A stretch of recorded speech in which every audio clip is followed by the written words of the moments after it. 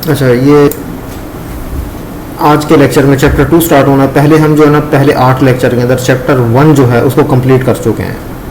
ठीक है, चैप्टर 1 जो है that was about first order differential equations, और जो चैप्टर 9 है यहाँ से ऑनवर्ड हमारे चलनी है second order and higher order differential equations. ठीक है, तो let's start with as usual. मैं जो है ना हमेशा आउटलाइन, उसके बाद ऑब्जेक्टिव से स्टार्ट करता हूँ। आउटलाइन जो है ना इस लेक्चर की, और इसमें कुछ चीज़ें ऐसी भी होंगी जो अगले लेक्चर में कवर होंगी। जो आउटलाइन है, सबसे पहले हम ऑब्जेक्टिव स्टडी करेंगे, उसके बाद क्लासिफिकेशन ऑफ ओडीईज देखेंगे, फिर होमोजीनियस लीनियर ओडीईज, और इसके अंदर अगर सेकंड ऑर्डर ओडीईज हो तो सुपरपोजिशन प्रिंसिपल क्या होता है। उसके बाद इसी से रेलिवेंट इनिशियल वैल्यू प्रॉब्लम्स देखेंगे।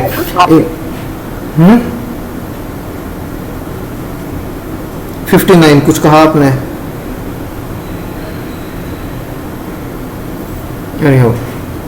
इनिशियल वैल्यू प्रॉब्लम्स देखेंगे, और उसके बाद ये कि find a basis if one solution is known, reduction of order. ये आउटलाइन है, इसके अंदर मैं ऑब्जेक्टिव्स को इतना ज़्यादा डिस्कस नहीं करता। ये जो ऑब्जेक्टिव्स हैं हमारे, अब उसकी तरफ हम जा रहे हैं। आवाज सर आप कट कट के आ रही है। यार मैं ये लेक्चर रिकॉर्डिंग पे लगाया हुआ है, आपको रिकॉर्डिंग मिल जाएगी। ये या तो आपकी तरफ नेट का मसला है या यूनिवर्सिटी की तरफ नेट का मसला है, जिसकी वजह से आवाज़ नहीं आ रही। सो वो आपको जो है कंप्लीट जैसे एज यूजुअल हमेशा मिल जाती है रिकॉर्डिंग, आपको इसकी भी मिल जाएगी इंशाल्लाह। क्योंकि मैं ये रिकॉर्डिंग इससे गूगल मीट के थ्रू नहीं करता, ये एक सॉफ्टवेयर है उसके थ्रू मैं कर रहा होता हूँ, इसलिए उसमें आवाज़ का प्रॉब्लम नहीं होगा। ओके, ऑब्जेक्टिव्स हमारे to study the classification of ODEs. First order differential equations के अंदर भी हमने क्लासिफिकेशन थोड़ी सी देखी थी, लेकिन सेकंड ऑर्डर के अंदर मैं जो ना कंप्लीट इसको जो ना कंप्लीट कर डालूंगा अब। ठीक है ना। उसके बाद superposition principle in reference to second order ODEs, ये क्या होता है। इसमें हम देखेंगे कि हमारा जो सोल्यूशन आता है सेकंड ऑर्डर ओडीई का, उसको यूज करते हुए हम मजीद सोल्यूशन निकाल सकते हैं, काफ़ी सारे, इनफैक्ट इनफाइनाइट सोल्यूशन निकाल सकते हैं। ठीक है, उसके बाद हम देखेंगे द इनिशियल वैल्यू प्रॉब्लम। अब आप ये कहोगे कि हमने फर्स्ट ऑर्डर डिफरेंशियल इक्वेशन के अंदर भी जो है ना इनिशियल वैल्यू प्रॉब्लम देखा था, तो यहाँ पर भी हम सेकंड ऑर्डर के अंदर भी इनिशियल वैल्यू प्रॉब्लम्स को सेपरेटली स्टडी करेंगे, क्योंकि यहाँ पर हमें एक इनिशियल कंडीशन नहीं चाहिए होती, बल्कि 2 इनिशियल कंडीशन चाहिए होती हैं। वो हम देखेंगे कि ऐसा क्यों है कि 2 इनिशियल कंडीशन क्यों चाहिए होती हैं। उसके बाद to study linearly dependent and linearly independent solution. ये हमें लीनियरली इंडिपेंडेंट सोल्यूशन क्यों चाहिए होते हैं, इसकी क्या वजह है, इसको हम जो है ना स्टडी करेंगे। उसके बाद ये जो हमारे लीनियरली इंडिपेंडेंट सॉल्यूशंस होते हैं, इनको हम बेसिस भी कहते हैं। ठीक है, तो बेसिस फाइंड करना, अगर 2 सॉल्यूशन हमारे पास नॉर्मली आते हैं, अगर एक सॉल्यूशन नोन हो तो दूसरा किस तरह फाइंड किया जा सकता है, इसको हम स्टडी करेंगे। लेकिन इसमें से होपफुली ये पहले 3 ऑब्जेक्टिव्स आज कंप्लीट हो पाएंगे, चौथा और पांचवा हम नेक्स्ट जो है ना लेक्चर के अंदर कवर करेंगे। Okay, let's start with the classification of ओडीईज।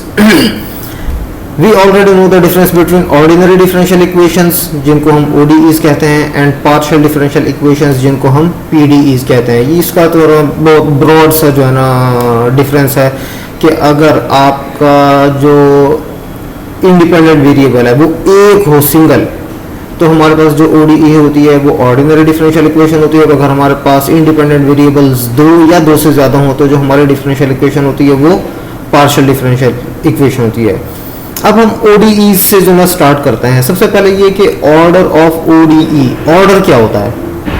The order of an ODE is the highest derivative in the ODE। ODE के अंदर जो सबसे हाईएस्ट डेरिवेटिव होता है वो क्या कहलाता है, ऑर्डर।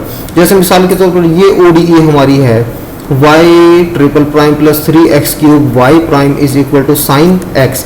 ये थर्ड ऑर्डर ODE है। क्यों? इसमें जो मैक्सिमम जो हाईएस्ट डेरिवेटिव है, हाईएस्ट डेरिवेटिव कौन सा है, तीसरा, तो इसका ऑर्डर क्या हो गया, 3। अब ये वाली जो है ODE y double prime is equal to tangent hyperbolic of x y is equal to cotangent of x is 2, इसका ऑर्डर क्या है, 2। क्यों? क्योंकि हाईएस्ट डेरिवेटिव इस ODE के अंदर कौन सा है, सेकंड। उसके बाद linear ODEs। An ODE is called linear if it has the following 2 properties। अगर किसी ODE के अंदर ये दो प्रॉपर्टीज, ये 1 और 2 ये हों तो हम उसको कहते हैं कि ये लीनियर ओडीई है। पहली प्रॉपर्टी, अगर तो जो हमारी ओडीई हमें दी हुई है उसके अंदर y या y के डेरिवेटिव्स की मैक्सिमम पावर 1 हो तो ये एक कंडीशन बन जाती है। दूसरी कंडीशन क्या है, y या y के जो डेरिवेटिव्स हैं उनके जो कोएफिशिएंट्स होते हैं या तो वो कांस्टेंट हो या मैक्सिमम फंक्शन हो x का, y का फंक्शन ना हो, y का फंक्शन ना हो, या तो कोएफिशिएंट्स जो है y के या डेरिवेटिव्स ऑफ y के या तो वो कांस्टेंट हो या मैक्सिमम x का फंक्शन हो। अगर तो ये दो कंडीशंस फुलफिल हो रही हो तो हमारी ओडीई कहलाती है लीनियर ओडीई। अब ये वाली ओडीई देखो, y double prime is equal to x raise to the power 4 y is equal to tangent x, और एक दूसरी ओडीई ये नीचे दी हुई है, ये लीनियर ओडीईज हैं। अगर इसमें पहली ओडीई की बात करूं, y double prime is equal to x raise to the power 4 y is equal to tangent of x, इस ओडीई के अंदर पहली कंडीशन देखो, इसको चेक करो कि y या y के डेरिवेटिव्स उनकी मैक्सिमम पावर क्या है 1, तो ये पहली कंडीशन तो फुलफिल हो गई। दूसरी कंडीशन की तरफ आ जाते हैं कि जो कोएफिशिएंट्स हैं y या y के डेरिवेटिव्स के वो या तो कांस्टेंट हो या मैक्सिमम क्या हो फंक्शन ऑफ x, इसका कोएफिशिएंट 1 है, कांस्टेंट हो गया, ठीक हो गया। y का जो हमारा कोएफिशिएंट है वो क्या है फंक्शन ऑफ x, तो दूसरी कंडीशन भी फुलफिल हो गई। तो ये हमारी कौन सी ओडीई है, this is a linear ODE. अगर मजीद डिटेल से कहें तो this is second order linear ODE. उसके बाद ये जो हमारी है ओडीई, इसके अंदर जो y के डेरिवेटिव देख लो, y डबल प्राइम देख लो, y प्राइम देख लो, y देख लो, इनकी पावर क्या है सबकी 1, पहली कंडीशन पूरी हो गई। दूसरी, इसका coefficient e raise to the power sin x, this is function of x। ये जो हमारे पास है y प्राइम, इसका log x sin hyperbolic x raise to the power 2, ये भी फंक्शन ऑफ x है। y का कोएफिशिएंट x स्क्वायर्ड, ये भी फंक्शन ऑफ x है। तो y या y के जो डेरिवेटिव्स हैं उनके कोएफिशिएंट्स क्या हैं सारे मैक्सिमम फंक्शन ऑफ x है। तो दूसरी कंडीशन भी क्या हो गई फुलफिल। इसका क्या मतलब है कि ये लीनियर सेकंड ऑर्डर इक्वेशन है, second order linear differential equation, ये जो हमारी सेकंड है।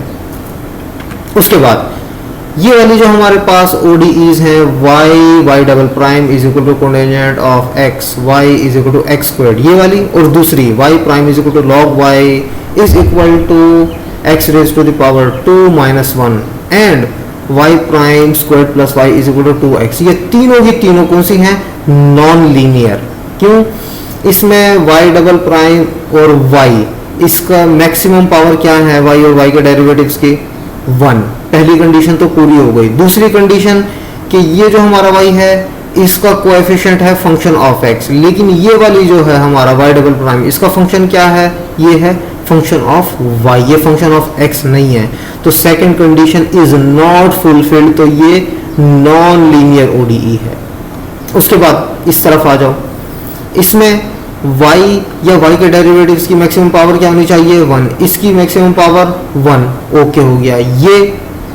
ये पावर ऑफ 1 नहीं है बल्कि ये तो फंक्शन ऑफ y है हमारे पास, तो इस वजह से पहली कंडीशन ही फुलफिल नहीं हो रही, तो ये क्या है नॉन लीनियर ओडीई। इसके अंदर देख लेते हैं कि y या y के डेरिवेटिव्स की मैक्सिमम पावर क्या होनी चाहिए 1, लेकिन यहाँ पर इसकी मैक्सिमम पावर क्या है 2, तो पहली कंडीशन फुलफिल नहीं हो रही, तो ये कौन सी है second order non linear ODE. अब लीनियर और नॉन लीनियर का फर्क पता चल गया। उसके बाद आ जाते हैं हम होमोजीनियस और नॉन होमोजीनियस ओडीईज की तरफ। ये इस ओडीई को कंसीडर करते हैं सबसे पहले, y double prime is equal to p of x y prime plus q of x y is equal to r of x।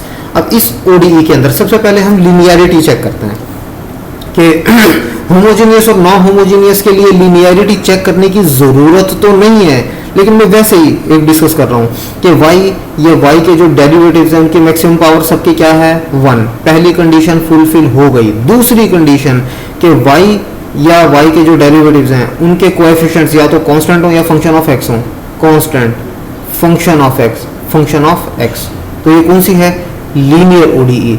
अब इस सेकंड ऑर्डर लीनियर ओडीई के अंदर अगर ये जो राइट हैंड साइड है आर ऑफ एक्स, अगर तो ये जीरो हो जाएगा तो ये हमारी होगी होमोजीनियस। ये यहाँ पे गलत लिखा हुआ है, नॉन होमोजीनियस, ये होमोजीनियस होगी, सॉरी ये सही है।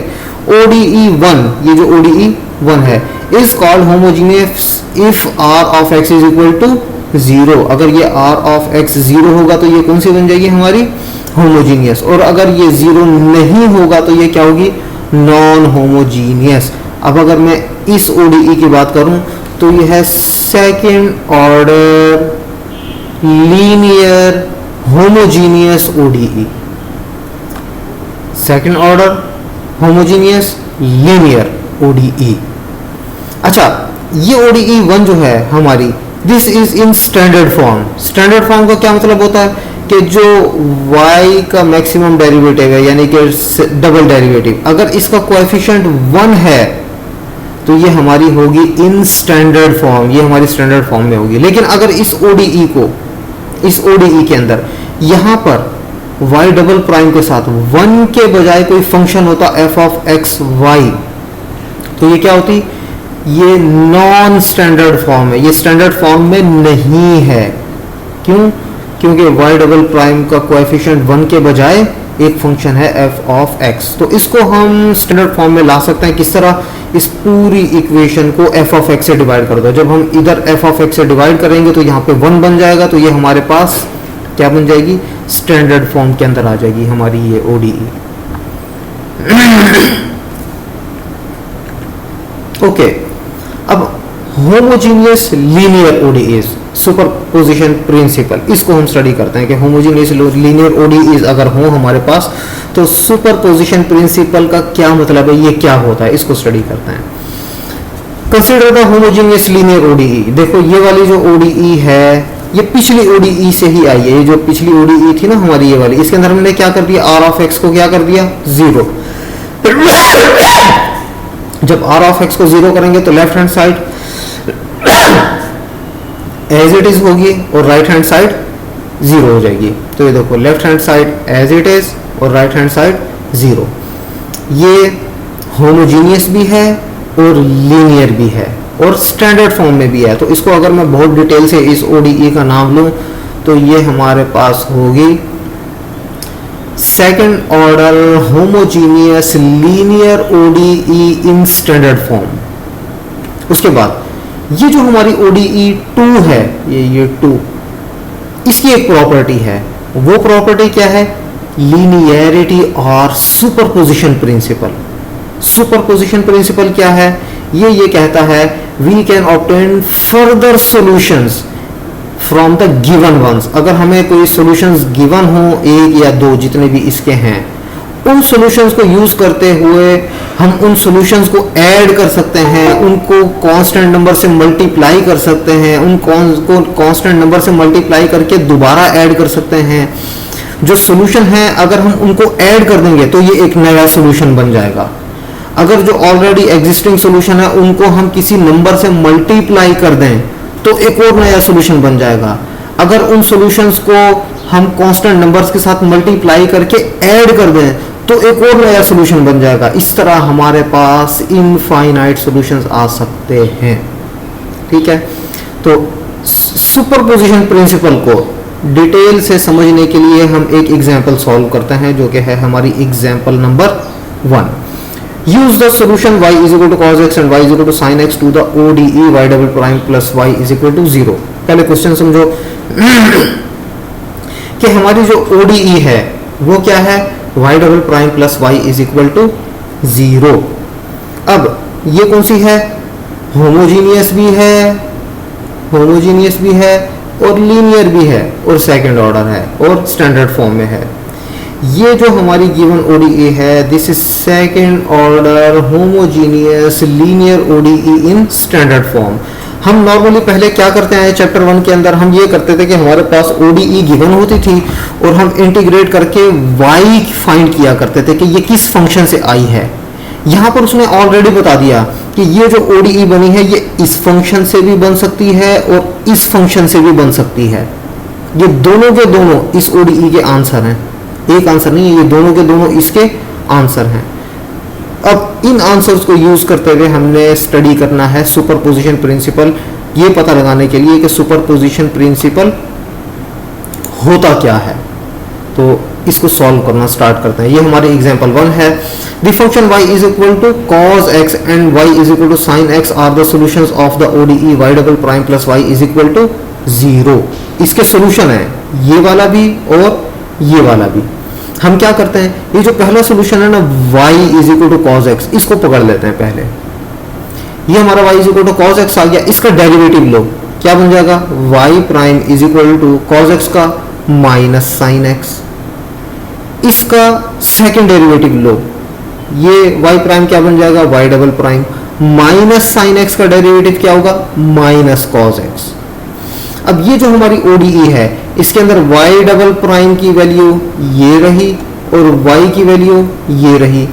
ये y की वैल्यू और y डबल प्राइम की वैल्यू इस ODE के अंदर पुट कर दो, तो y डबल प्राइम की जगह y डबल प्राइम की वैल्यू यानी कि minus cos x plus y की जगह y की वैल्यू cos x। तो ये cos x प्लस और ये माइनस cos x कैंसिल हो जाएगी, क्या बन जाएंगे 0। तो ये देखो ये राइट हैंड साइड आ गई हमारी, ठीक हो गया। तो ये हमारे पास क्या मतलब हुआ कि y is equal to cos x एक सोल्यूशन है इक्वेशन का। क्या है y is equal to cos x क्या है, एक सोल्यूशन है इस ODE का, ये हमने पता लगा लिया। अब हम क्या करते हैं, अब हम ये करते हैं कि ये जो हमारा cos x है इसको हम किसी कांस्टेंट नंबर से मल्टीप्लाई कर देते हैं। सपोज a, वैसे 2 से भी मल्टीप्लाई कर सकते हैं, 3 से, -5 से, 7.5 से, -3.88 से, किसी से भी मल्टीप्लाई कर लो। मैं जनरली कह रहा हूं कि वो कांस्टेंट नंबर क्या है a। मैं इस cos x को a से मल्टीप्लाई करूंगा ना तो वो भी इस ODE का सोल्यूशन बनेगा। ये देखो हम अब स्टार्ट करते हैं cos x के बजाय a टाइम्स cos x। ये क्या है, ये कांस्टेंट मल्टीपल है। ये क्या है, कांस्टेंट मल्टीपल। ये देखो इसका मल्टीपल क्या होगा 1 cos x, एक मल्टीपल हो गया, 2 cos x दूसरा मल्टीपल हो गया, 3.5 cos x तीसरा मल्टीपल हो गया, -7.3 cos x चौथा मल्टीपल हो गया। तो कांस्टेंट मल्टीपल यानी कांस्टेंट नंबर से मल्टीप्लाई कर देंगे सॉल्यूशन को तो वो कांस्टेंट मल्टीपल बन जाएगा। तो जो कांस्टेंट मल्टीपल होते हैं ये भी सॉल्यूशन होते हैं। ओरिजिनली हमने क्या साबित किया था कि जो cos x है, खाली cos x, a cos x की बात नहीं कर रहा, खाली cos x को हमने लिया था और हमने ये प्रूव किया था कि ये हमारा सॉल्यूशन है। अब मैं cos x के बजाय a cos x यानी कांस्टेंट टाइम्स x सॉल्यूशन इसको लेता हूं, तो इसका जब हम डेरिवेटिव लेंगे यहां पे आ जाएगा y prime is equal to a cos x का derivative minus a sin x। Second derivative लो, ये क्या बन जाएगा y double prime is equal to minus a sin x का derivative minus a cos x। हाँ जी सर करना क्या चाह रहे हैं, क्या चीज फाइंड क्या करना चाह रहे हैं। हम ये समझाना चाह रहे हैं कि अगर हमारे पास सॉल्यूशन गिवन हो ना, उस सॉल्यूशन को हम किसी नंबर से मल्टीप्लाई कर दें तो एक और नया सॉल्यूशन बन जाता है, एक और नंबर से मल्टीप्लाई कर दें एक और सॉल्यूशन बन जाता है, एक और नंबर से मल्टीप्लाई कर दें एक और सॉल्यूशन बन जाता है। अब सॉल्यूशन हमारा क्या था, cos x सॉल्यूशन था। अगर इसको मैं किसी नंबर a से मल्टीप्लाई कर देता तो वो भी सॉल्यूशन बनेगा। ये मैं प्रूव करने जा रहा हूं कि अगर मैं a से मल्टीप्लाई करता हूं तो वो भी सॉल्यूशन बनेगा। ये मैं प्रूव करने जा रहा हूं। तो मैंने सॉल्यूशन को a से मल्टीप्लाई कर दिया। अब मैं इसका जब डेरिवेटिव लूंगा तो ये बन जाएगा y prime is equal to minus a sin x। एक और दफा डेरिवेटिव ले लेता हूं तो y double prime is equal to minus a cos x। अब y डबल प्राइम और y की वैल्यू ODE जो हमारी थी ये वाली इसके अंदर पुट कर देता हूं। y डबल प्राइम की जगह क्या आएगा माइनस a cos x और y की जगह क्या आएगा a cos x। क्या बन गया 0, जो कि हमारी राइट हैंड साइड थी ODE की। तो इसका क्या मतलब हुआ कि हमने इसको यूज करते हुए ODE के अंदर पुट किया तो राइट हैंड साइड ऑटोमेटिकली आ गई। तो क्या हुआ कि a cos x भी सॉल्यूशन है। ठीक हो गया। उसके बाद मैं क्या करता हूं कि जो सॉल्यूशन था ना cos x, इसको a से भी मल्टीप्लाई करता हूं और b से भी मल्टीप्लाई करता हूं और ऐड कर देता हूं, तो ये क्या बन जाता है लीनियर कॉम्बिनेशन। ये क्या बन जाएगा लीनियर कॉम्बिनेशन। तो ये जो हमने हासिल किया है यानी सॉल्यूशन को a से मल्टीप्लाई कर दिया और सॉल्यूशन को b से मल्टीप्लाई करके दोनों को ऐड कर दिया, तो ये भी क्या बनेगा सॉल्यूशन। अब हम ये प्रूव करते हैं, तो इस इक्वेशन का जो डेरिवेटिव होगा वो क्या होगा, y prime is equal to a cos x का derivative minus a sin x और b cos x का derivative minus b sin x। एक और दफा डेरिवेटिव ले लो, ये क्या बन जाएगा y double prime is equal to minus a sin x का derivative minus a cos x और माइनस b sin x का derivative minus b cos x।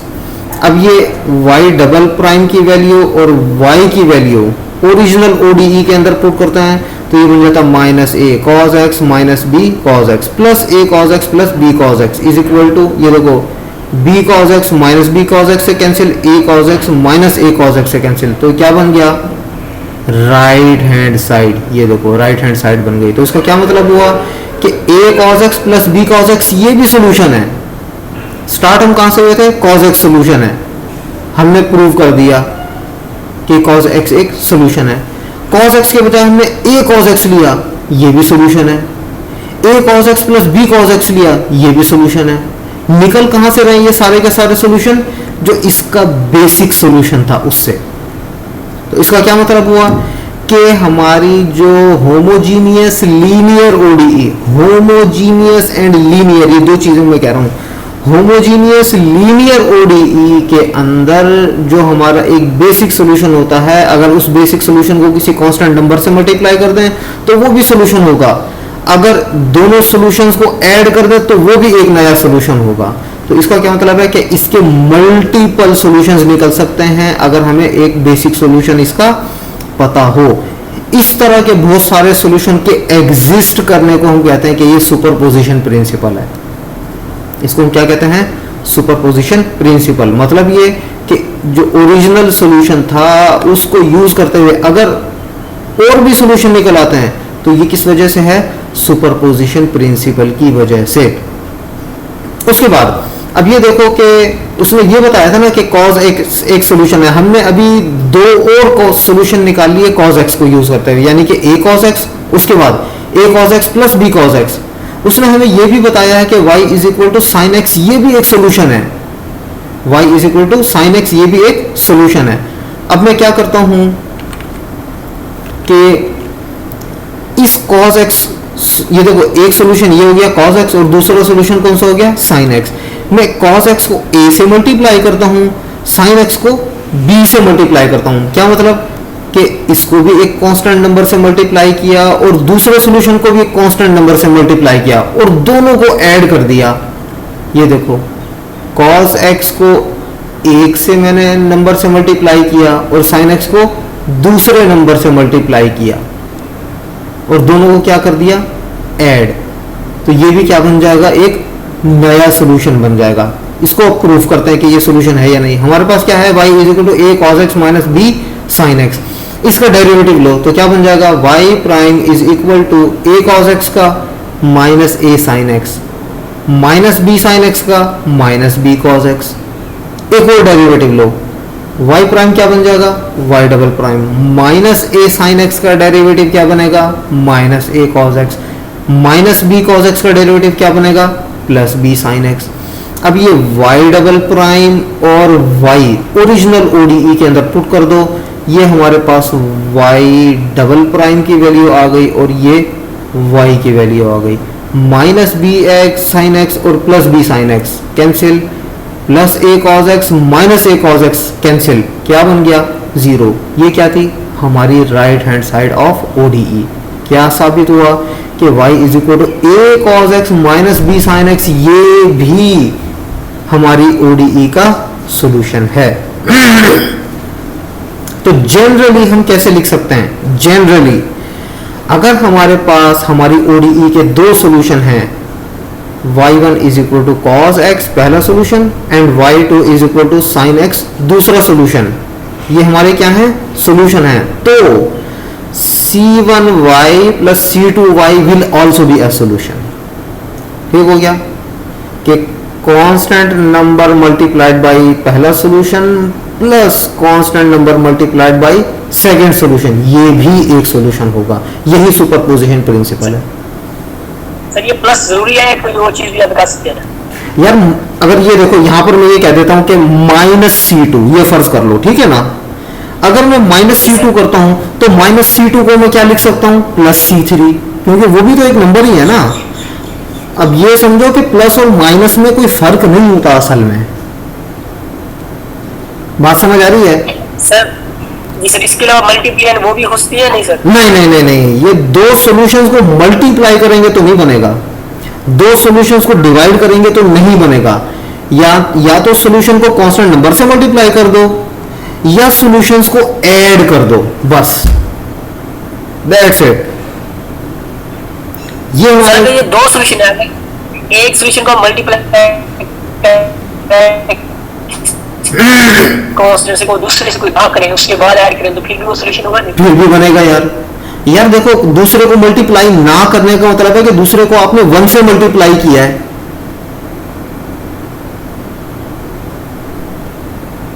बात समझ आ रही है? दूसरे को मल्टीप्लाई ना करने का मतलब है कि ऑटोमेटिकली 1 से मल्टीप्लाई हो गया है। तो चीजें जो ना आपको बहुत बेसिक मैथमेटिक्स भी यार वीक है, मुझे तो इस बात पे हैरत होती है। एनी हाउ, दो ही तरीके हैं क्या, कि या तो जो एक सॉल्यूशन है उसको कांस्टेंट नंबर से मल्टीप्लाई कर दो, वो भी एक सॉल्यूशन होगा, और अगर जो है ना आप constant times first solution plus constant times second solution, ये भी एक सॉल्यूशन होगा हमारा। अब C1 और C2 को 1 1 ले लो तो पहला सॉल्यूशन प्लस दूसरा सॉल्यूशन बन जाएगा सिंपली। C2 को -1 ले लो तो माइनस ये बन जाएगा, लेकिन माइनस और प्लस एक ही बात है। ओके, उसके बाद हमारे पास आ जाता है थ्योरम। ये जनरलाइजेशन है सुपरपोजिशन प्रिंसिपल की। ये क्या है? Generalization of superposition principle for a homogeneous linear. ये देखो कि भी यहाँ पर जो चीज चल रही है वो क्या है, homogeneous linear ODE to any linear combination of two solution. Linear combination of two solutions का क्या मतलब है? ये देखो, ये लीनियर कॉम्बिनेशन है दो सॉल्यूशंस का, ठीक है। any linear combination of two solutions on an open interval I is again a solution on I. In particular, for such an equation, sums and constant multiples of solutions are again solutions. ये देखो जरा, constant multiple linear combination ये हम already कर आए हैं, तो sums and constant multiples ये क्या है हमारे पास, सॉल्यूशन होंगे दोबारा से। ये देखो, ये थ्योरम 1 है। हम सपोज कर लेते हैं कि y1 और y2 ये सॉल्यूशन है किसके, इस हमारी होमोजीनियस लीनियर ODE के, ये जो हमें यहाँ पे गिवन है। जब हमारे तो हमने साबित क्या करना है कि C1 y1 plus C2 y2 will also be a solution of the ODE।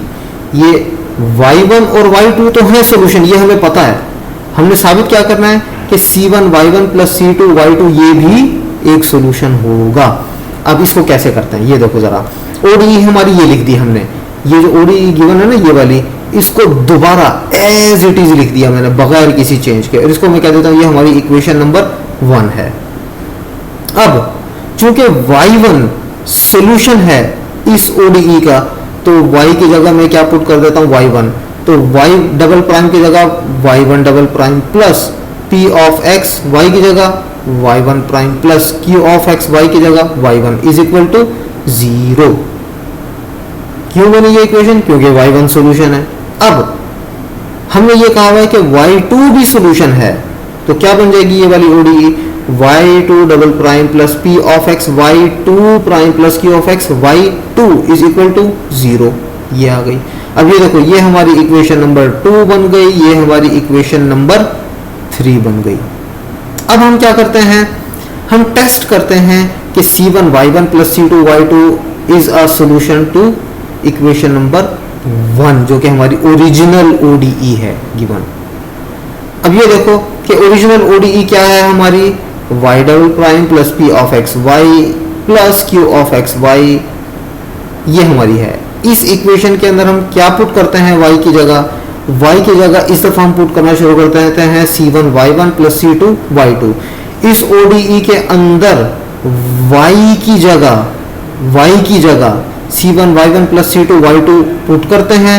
अगर तो हमारा आंसर 0 आ गया, इसका क्या मतलब होगा कि ये हमारी ये वाला जो है ये भी हमारा क्या है, सॉल्यूशन।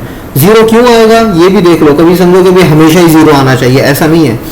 ये हमारी ODE है, इसके अंदर अगर इसका सॉल्यूशन पुट करेंगे और अगर 0 आ जाता है तो इसका क्या मतलब है, हम लेफ्ट हैंड साइड से चले थे और राइट हैंड साइड पे पहुंच गए, ये मतलब होगा। तो ये देखो y डबल प्राइम में y की जगह क्या करेंगे, C1 Y1 plus C2 Y2 double prime plus P of x, ये एज इट इज आ गया P of x। y prime की जगह C1 Y1 plus C2 Y2 prime plus Q of x, ये एज इट इज आ गया। y की जगह C1 Y1 plus C2 Y2। ये हम लेफ्ट हैंड साइड की, ये हमारी लेफ्ट हैंड साइड से हम चलना शुरू हुए हैं। y की जगह y का सॉल्यूशन ये गिवन, ये पुट कर दिया हमने, ये इक्वेशन बन गई। अब इसको हम सिंप्लीफाई करना शुरू कर देते हैं। C1 Y1 plus C2 Y2 double prime, उसका क्या मतलब है कि फर्स्ट फंक्शन का second derivative plus second function का सेकंड डेरिवेटिव क्या बन जाएगा, C1 Y1 double prime plus C2 Y2 double prime, C1 Y1 double prime plus C2 Y2 double prime, ये आ गई हमारे पास। उसके बाद P ऑफ x इंटू इसका फर्स्ट डेरिवेटिव क्या बन जाएगा, C1 Y1 prime plus C2 Y2 prime, ये आ गया हमारे पास C1 Y1 prime plus C2 Y2 prime plus Q of x y, ये एज इट इज आ गया, और ये C1 Y1 plus C2 Y2 भी एज इट इज आ गया।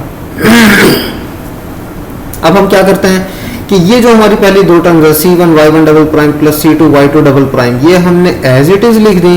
ये जो P ऑफ x है इसको मैं पहली टर्म से भी मल्टीप्लाई कर देता हूँ, दूसरी टर्म से भी मल्टीप्लाई कर देता हूँ, तो ये बन जाएगा C1 P of x Y1 prime, C1 P of x Y1 prime, और इसको जब मैं इससे मल्टीप्लाई करूंगा तो C2 P of x Y2 prime, C2 P of x Y2 prime.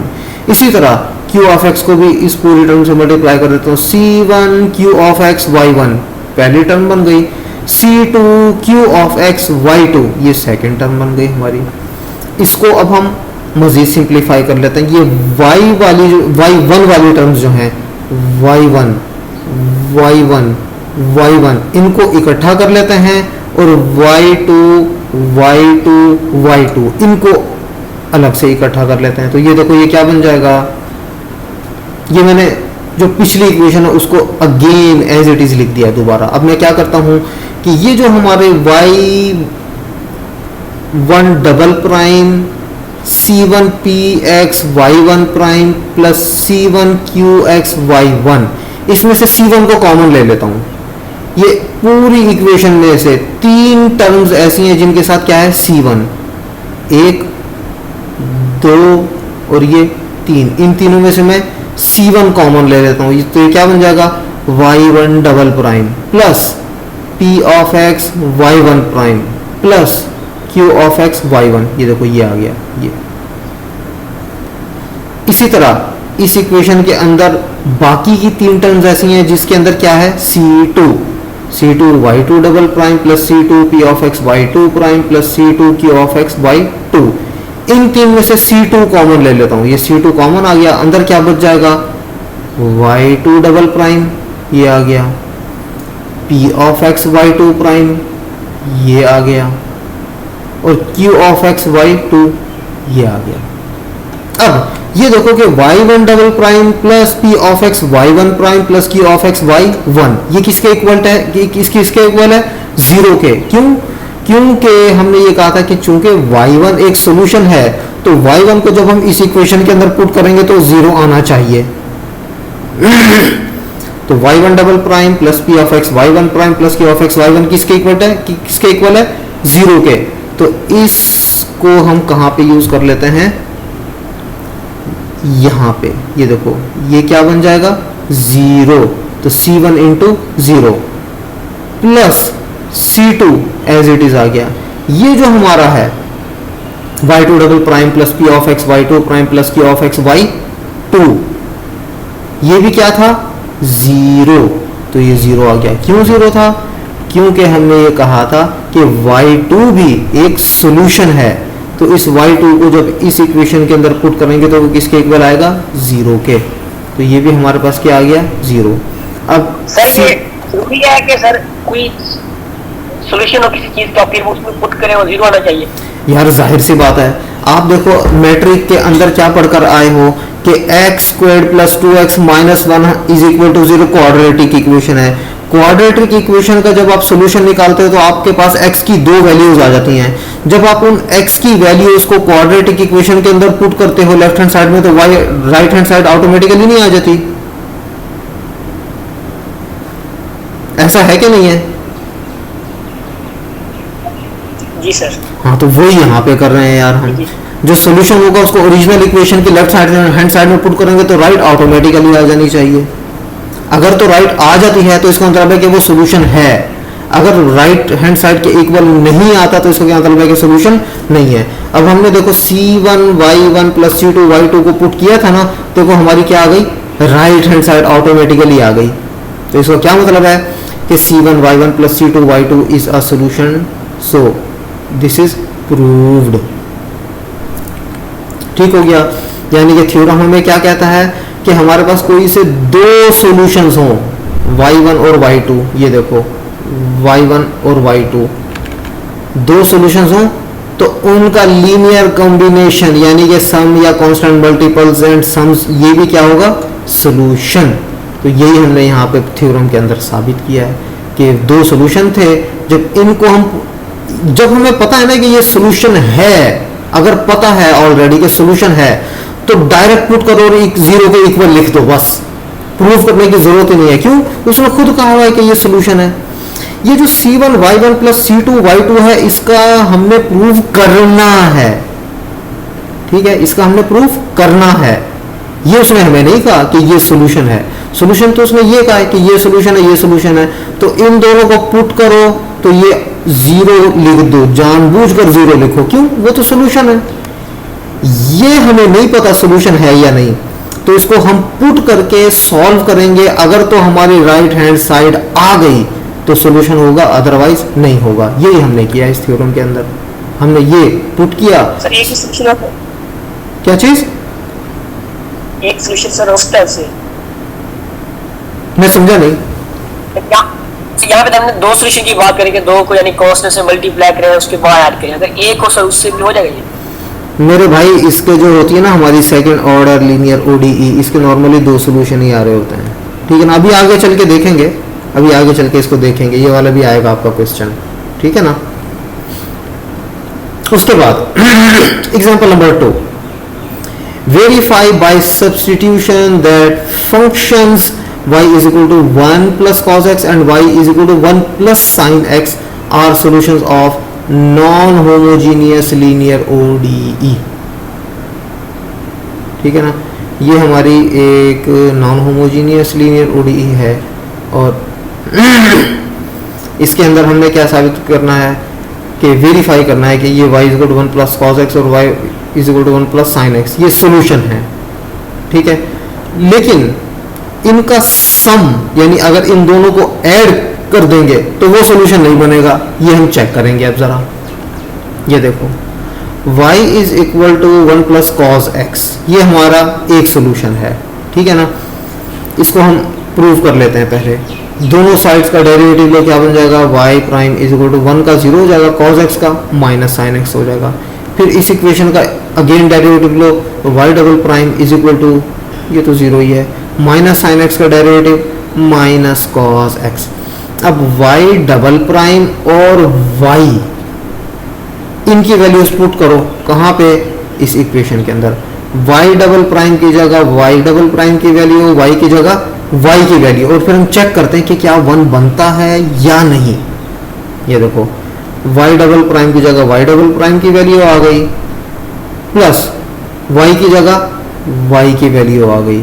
तो cos x और ये माइनस cos x कैंसिल हो जाएंगे, क्या बच गया, 1। तो left hand side is equal to right hand side. इसका क्या मतलब है कि y is equal to 1 plus cos x एक सोल्यूशन है। अब y is equal to 1 plus sine x को चेक कर लेते हैं। डेरिवेटिव लो, 1 का डेरिवेटिव 0 हो जाएगा, वो मैंने नहीं लिखा। साइन एक्स का derivative cos x, again derivative लो, तो ये y double prime is equal to cos x का माइनस साइन एक्स बन गया डेरिवेटिव। अब ये वैल्यू और ये वैल्यू ओरिजिनल ODE के अंदर पुट करो, y double prime plus y prime, sine x और माइनस साइन एक्स कैंसिल, क्या बन गया 1, किसके इक्वल आ गया, left hand side is equal to right hand side. तो इसका क्या मतलब है कि 1 plus sine x is solution.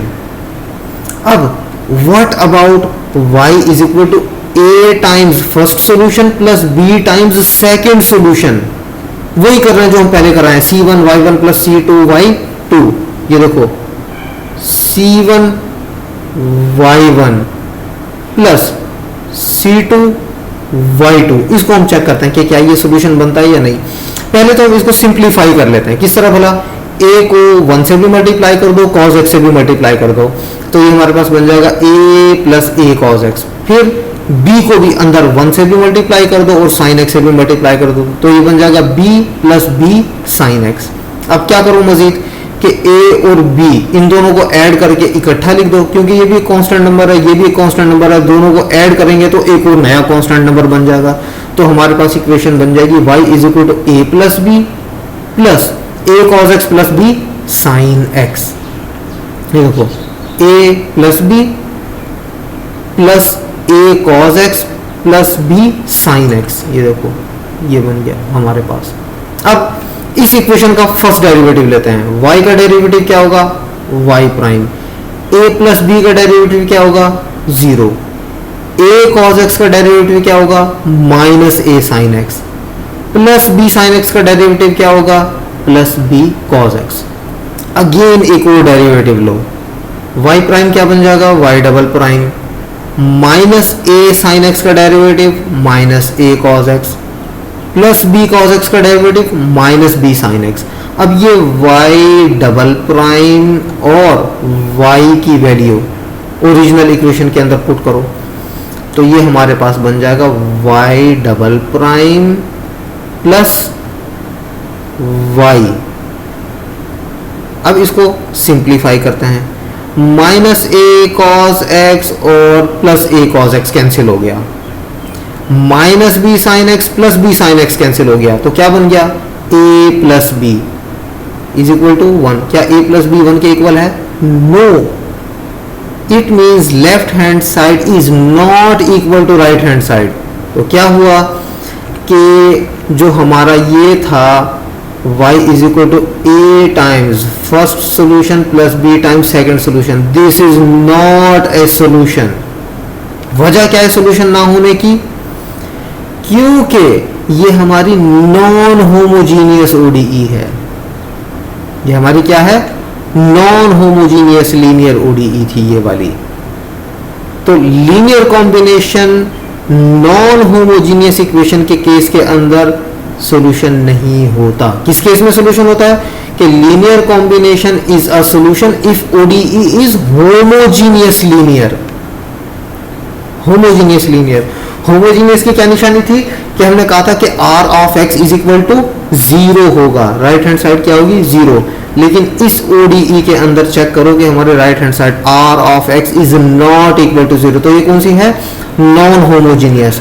तो हमारे जो सॉल्यूशंस के कॉम्बिनेशंस होते हैं वो होमोजीनियस लीनियर ODEs के केस में सॉल्यूशन बनते हैं, नॉन होमोजीनियस के केस में नहीं होते। उसके बाद example number 3, verify by substitution that the functions y is equal to x squared and y is equal to 1। ये दो चीजें बताई हैं, ये दो क्या है सोल्यूशन है, एक ये सोल्यूशन हो गया और एक ये सोल्यूशन हो गया, are solution of linear non linear ODE। अब ये नॉन लीनियर ODE है, ये क्या है नॉन लीनियर। जो देखो हमने जो एग्जांपल 1 के अंदर देखा था वो हमने देखा था होमोजीनियस लीनियर। एग्जांपल 1 क्या थी, होमोजीनियस लीनियर। दूसरी हमारा क्या था प्रॉब्लम, नॉन होमोजीनियस, तो नॉन होमोजीनियस के केस में लीनियर कॉम्बिनेशन सॉल्यूशन नहीं था। अब ये है तो होमोजीनियस, लेकिन लीनियर के बजाय क्या है, नॉन लीनियर, तो भी हमारा जो वो होगा लीनियर कॉम्बिनेशन, इस केस में भी सॉल्यूशन नहीं होगा। ये अब हम चेक करते हैं, ये देखो जरा example 3, y is equal to x squared and y is equal to 1 are the solutions. जब ये सॉल्यूशन है हमारे किसके, इस ODE के, y double prime y minus x y prime is equal to 0 के, इसके सॉल्यूशन है कौन कौन से, एक ये वाला और एक ये वाला। चेक करते हैं, y is equal to x squared पहला हमारा जो सॉल्यूशन है, इसको लेकर चलते हैं, इसका डेरिवेटिव लो, क्या बन जाएगा, y prime is equal to 2x, ये आ गया। इसका मजीद अगेन डेरिवेटिव लो, ये बन जाएगा y डबल प्राइम और 2x का डेरिवेटिव 2, तो y double prime is equal to 2। अब y डबल प्राइम और y की वैल्यूज इस इक्वेशन के अंदर पुट करो, तो y डबल प्राइम की जगह क्या आ जाएगा 2 और y की जगह क्या आ जाएगा एक्स स्क्वायर्ड, तो 2x स्क्वायर्ड माइनस ये वाला माइनस ये आ गया, x ये आ गया, y प्राइम की जगह क्या आ जाएगा 2x, तो देखो 2x squared minus 2x squared is equal to 0, right hand side आ गई हमारी, के left hand side is equal to right hand side. इसका क्या मतलब हुआ कि ये सॉल्यूशन बनता है जी। अब y इज इक्वल टू 1 को चेक कर लेते हैं, y इज इक्वल टू 1, इसका जब डेरिवेटिव लेंगे तो y prime is equal to 0 और सेकंड डेरिवेटिव लेते हैं तो वो भी ऑटोमेटिकली जाहिर सी बात है 0 होगा। अब y डबल प्राइम की क्या है 0, तो 0 इंटू समथिंग 0, ये माइनस ये आ गया, x y प्राइम हमारा क्या है 0, 0 into x 0, 0 minus 0 0, left hand side is equal to right hand side. इसका क्या मतलब है कि ये भी सॉल्यूशन है। अब हम इसका लीनियर कॉम्बिनेशन करना चाहते हैं, वो क्या बन जाएगा एक्स स्क्वायर्ड प्लस 1। ये अब आप लोगों ने खुद करना है, ठीक है ना, ये वाला खुद ट्राई करना है और चेक करोगे कि ये सॉल्यूशन नहीं बनेगा इनका समेशन। क्यों, क्योंकि ये हमारी नॉन लीनियर इक्वेशन है। जो लीनियर कॉम्बिनेशन होते हैं, लीनियर कॉम्बिनेशन वो कब सॉल्यूशन बनते हैं, जब हमारे पास होमोजीनियस लीनियर ODE हो।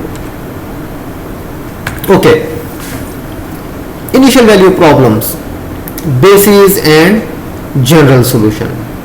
अच्छा, अब ये देखो कि जो हमारा पहला चैप्टर था उसके अंदर हमने क्या कहा था कि जो हमारा इनिशियल वैल्यू प्रॉब्लम होता है, इनिशियल वैल्यू प्रॉब्लम वो क्या होता है, ODE and one initial condition.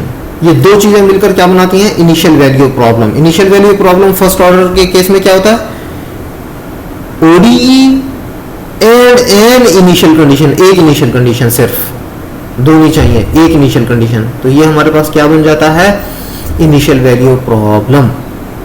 अच्छा, इनिशियल कंडीशन को हम यूज क्यों करते थे, कांस्टेंट ऑफ इंटीग्रेशन को फाइंड करने के लिए।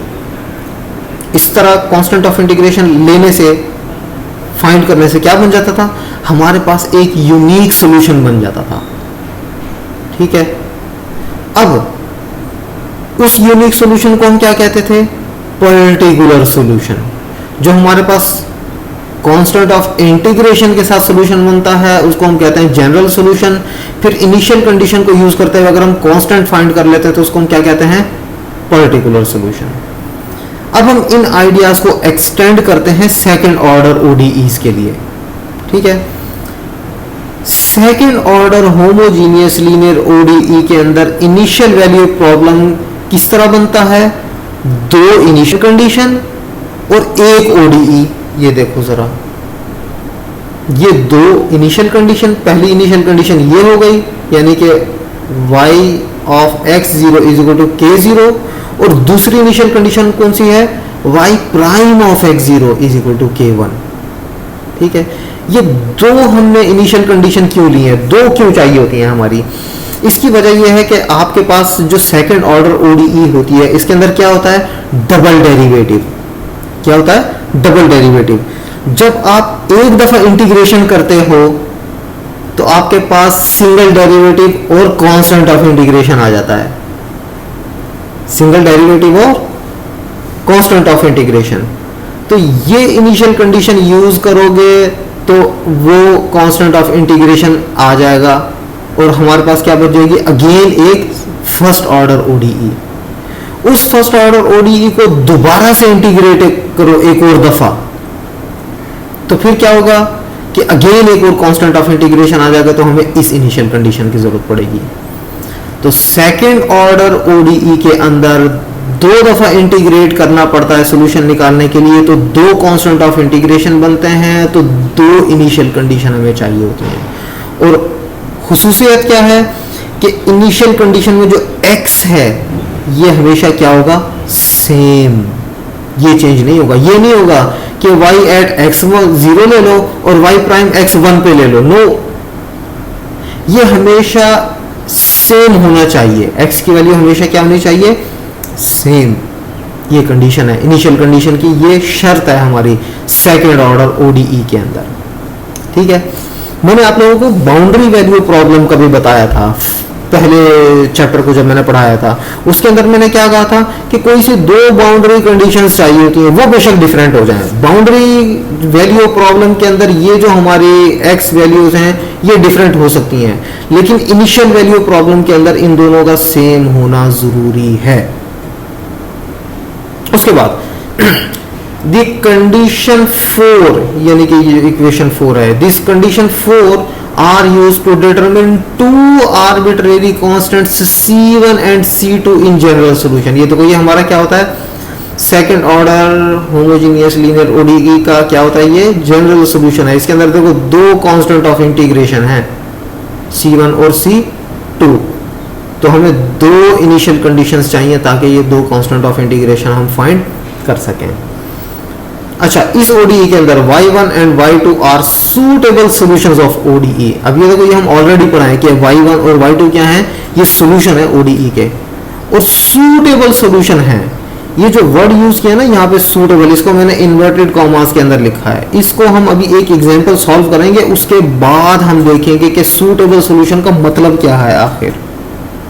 ठीक है, तो इसको हम जो है ना अब एक एग्जांपल सॉल्व करते हैं आगे, उसके बाद हम इसको एक्सप्लेन करेंगे सूटेबल को। This result in a unique solution passing through x0 k0 with k1 as the tangent direction at the point, that solution is called particular solution। क्या मतलब है इसका स्टेटमेंट का, इस स्टेटमेंट का मतलब ये कि जो जनरल सॉल्यूशन है इसके अंदर जब हमारे पास C1 और C2 की वैल्यूज निकल आएंगी तो वो हमारा एक यूनिक सॉल्यूशन बन जाएगा। फिर हम ये नहीं कर सकेंगे कि भी C1 और C2 की जगह मुख्तलिफ नंबर पुट किए जाओ और सॉल्यूशन आए जाएंगे, नो। फिर क्या हो जाएगा, फिर C1 और C2 की पक्की वैल्यूज आ गई कि ये C1 तो होना ही 3 है और ये होना ही -0.5 है, इनको यूज करते हुए, तो वो हमारा क्या बन जाएगा, पर्टिकुलर सॉल्यूशन। अब ये हमारे पास है इनिशियल वैल्यू प्रॉब्लम, क्या है, y double prime plus y is equal to 0। ये ऑलरेडी जो हमारी फर्स्ट एग्जांपल थी, एग्जांपल नंबर 1, वही वाली इक्वेशन है ये वाली। ये कहता है कि इनिशियल वैल्यू प्रॉब्लम चूंकि है तो हमारा y at 0 is equal to 3 है और y prime at x is equal to 0 -0.5 है। ये हमारा तीन चीजें मिलाकर क्या बन गया, इनिशियल वैल्यू प्रॉब्लम। इसको अगेन देख लो कि जब हमारे पास सेकंड ऑर्डर ओडीई हो तो इनिशियल वैल्यू प्रॉब्लम किस तरह बनता है, ODE and two initial conditions, ये हमारा इनिशियल वैल्यू प्रॉब्लम बनता है। इसको हमने सॉल्व करना है। Okay, y double prime plus y is equal to 0, y at 0 is equal to 3 और y prime at 0 is equal to -0.5। हम ऑलरेडी जानते हैं कि cos x एक सॉल्यूशन था और एक सॉल्यूशन क्या था, sin x। हम उसको यूज करते हुए जनरल सॉल्यूशन बना लेते हैं। पहले जनरल सॉल्यूशन क्या होगा, linear combination C1 cos x plus C2 sin x, ये हमारा क्या होगा, सॉल्यूशन। ये हम एग्जांपल नंबर 1 के अंदर ऑलरेडी कर आए हैं।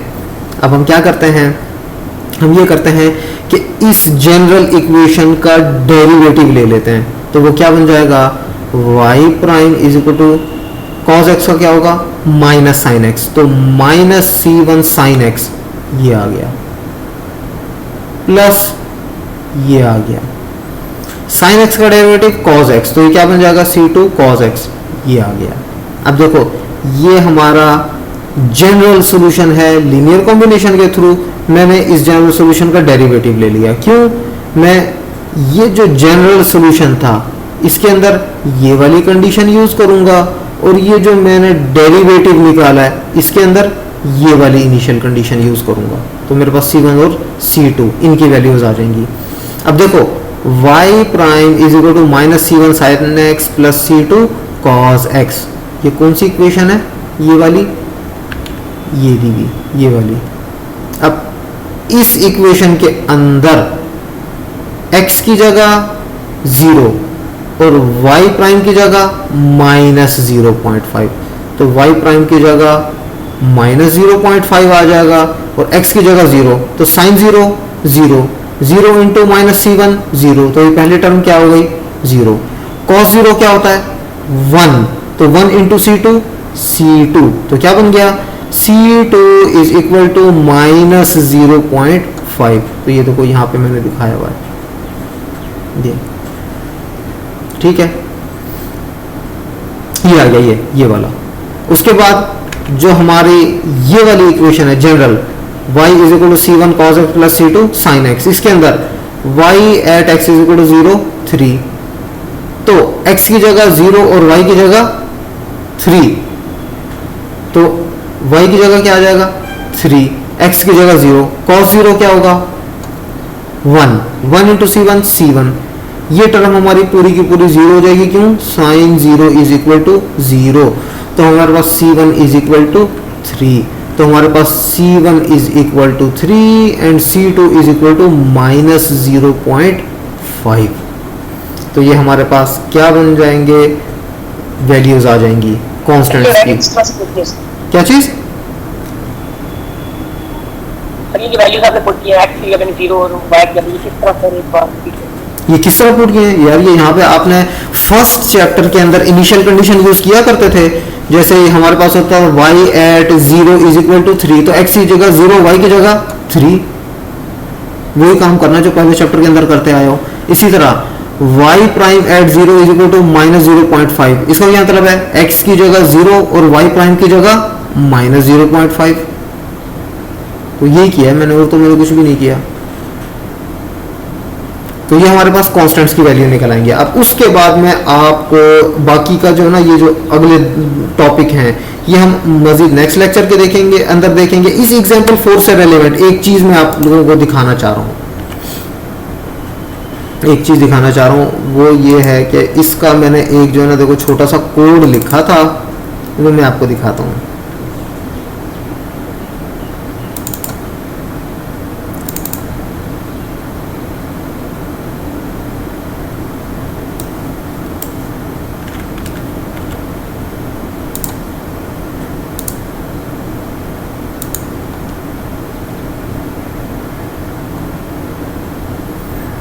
अच्छा जी, कोड आपको चेक करवाएं, विंडो शेयर कर रहा हूँ आपसे,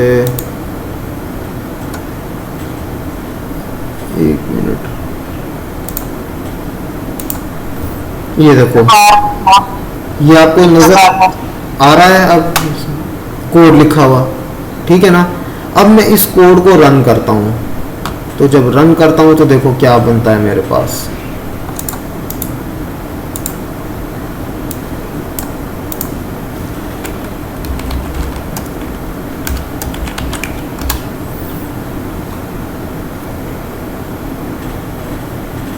ये हमारे पास ग्राफ बन जाएगा। ग्राफ नजर आ रहा है? पहले ये बताओ। No sir. Okay, again screen share करवाता हूँ ग्राफ वाली, फिर आपको ग्राफ भी नजर आएगा।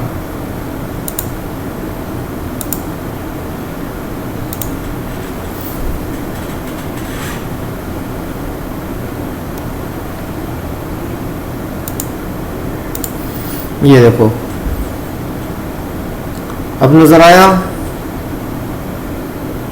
Yes sir. अब ये जो ग्राफ है ये क्या है? ये पहले मैंने सॉल्यूशन को ड्रॉ किया है और सॉल्यूशन के बाद ये जो उसकी टेंजेंट लाइन है उसको ड्रॉ किया है। अब आप लोगों ने करना पता है क्या है कि ये वाला जो हमारा ग्राफ है ये आप लोगों ने खुद ड्रॉ करना है, ठीक है? और ये जो आपका ग्राफ है इसकी वैल्यूज़ आपने मैच करनी है, यानी इस स्ट्रेट लाइन की भी और कर्व की भी, अपने बुक के अंदर जो सोल्यूशन दिया हुआ है उसके साथ।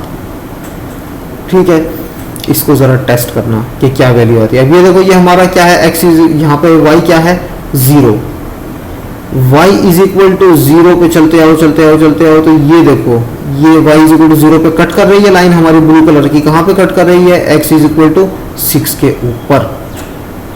ठीक है, तो ये जो है ना आपका इसी तरह का बनना चाहिए कि x इज इक्वल टू 6 पे y क्या होना चाहिए 0, जो आपने एक्सेल पे बनाना है या किसी भी सॉफ्टवेयर पे, व्हाटएवर जो आप चाहते हो।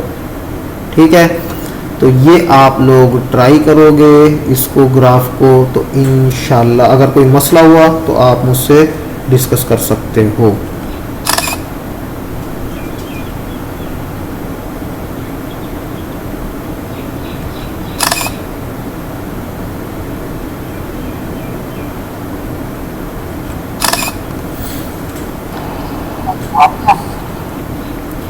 चार मिनट रह गए हैं। अब आप कोई क्वेश्चन अगर हो आपका रेलेवेंट तो आप वो पूछ सकते हो।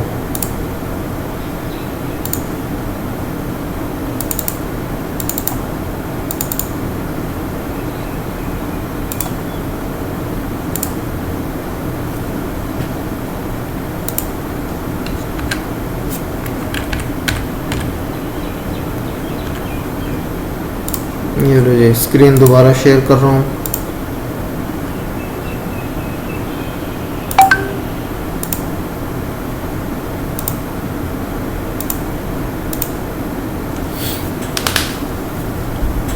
हाँ जी, एनी क्वेश्चन?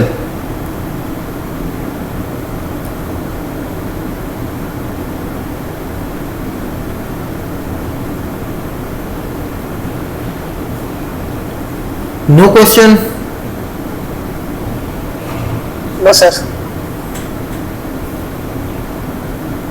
अब पता है क्या, ये जो सेकंड ऑर्डर ओडीईज हैं ये बड़ी जो है ना टेक्निकल किस्म की हैं।